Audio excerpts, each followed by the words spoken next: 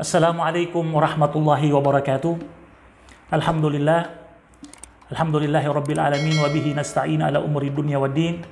Wassalatu wassalamu ala Rasulillah wa ala alihi wa ashabihi ajmain, amma ba'du. Pembahasan berikutnya mengenai peletakan nama-nama surat di dalam Al-Qur'anul Karim.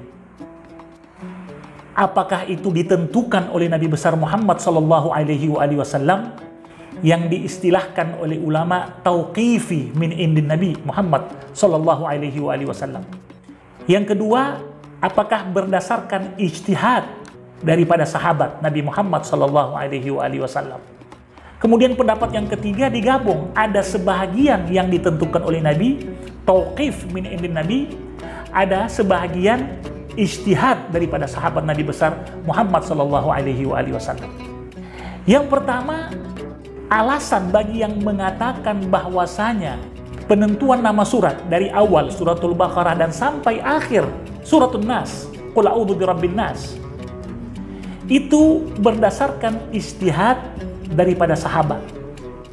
Mereka beralasan bahwasanya dulu ada mushaf-mushaf yang dimiliki oleh para sahabat-sahabat, dan peletakan surat-surat yang ada di dalamnya itu berbeda antara satu dengan yang lain.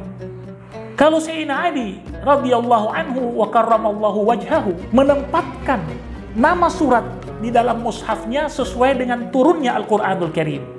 Yang pertama Iqra, kemudian Al-Mudaththir, kemudian surat Qaf, kemudian surat Al-Muzammil, kemudian surat Al-Lahab, dan begitulah seterusnya.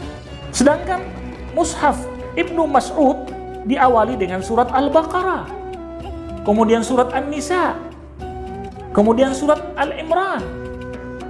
Dengan dasar ini, ulama yang mengatakan bahwasanya penempatan nama surat itu berdasarkan ijtihad para sahabat Nabi besar Muhammad sallallahu alaihi wasallam. Yang kedua, berpendapat bahwasanya peletakan nama surat dari suratul Fatihah, Al-Baqarah, terus sampai surat An-Nas itu berdasarkan tauqifi min indin Nabi Muhammad sallallahu alaihi wasallam. Berdasarkan ketentuan yang ditentukan oleh Nabi besar Muhammad sallallahu alaihi wasallam. Dalam salah satu riwayat yang diriwayatkan oleh Imam Ahmad disebutkan, faqala lana Rasulullah sallallahu alaihi wasallam qara'a ala hizbin minal Qur'an fa'aradtu an la akhruja hatta aqdiyah. Rasulullah sallallahu alaihi wasallam berkata kepada kami, telah turun kepadaku hizb atau bagian daripada Al-Qur'anul Karim, sehingga aku tidak ingin keluar sampai selesai.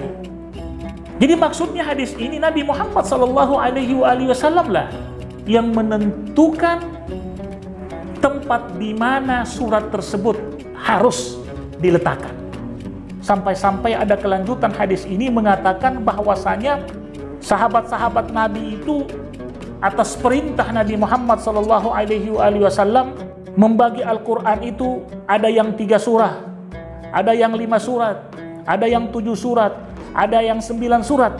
Begitulah selanjutnya dan seterusnya. Dengan dasar inilah ulama berpendapat bahwasanya Al-Quran itu atau nama surat di dalam Al-Quran itu dari suratul Fatihah penempatannya ditentukan oleh Nabi besar Muhammad sallallahu alaihi wasallam. Pendapat yang ketiga menggabungkan dua pendapat yang pertama dan yang kedua, bahwa sebahagian penempatan nama di dalam Al-Quran itu ditentukan oleh Nabi besar Muhammad sallallahu alaihi wasallam. Yang kedua, penempatan nama Al-Quran, nama surat Al-Quran itu ditentukan berdasarkan ijtihad dari sahabat Nabi besar Muhammad sallallahu alaihi wasallam. Pendapat pribadi saya lebih condong kepada pendapat yang mengatakan bahwasanya penempatan nama surat di dalam Al-Quranul Karim itu berdasarkan tauqifi min indin Nabi Muhammad sallallahu alaihi wasallam. Peletakannya ditentukan oleh Nabi besar Muhammad sallallahu alaihi wasallam. Wa ma yantiqu anil hawa in huwa illa wahyu yuha. Jadi segala apa yang ditentukan oleh Nabi berdasarkan wahyu. Letakkan itu di sini, letakkan itu di situ, itu berdasarkan wahyu. Itulah yang disebut dengan tauqif min indin Nabi Muhammad sallallahu alaihi wasallam. Lebih dan kurangnya saya mohon maaf. Wallahu musta'an. Wassalamualaikum warahmatullahi wabarakatuh.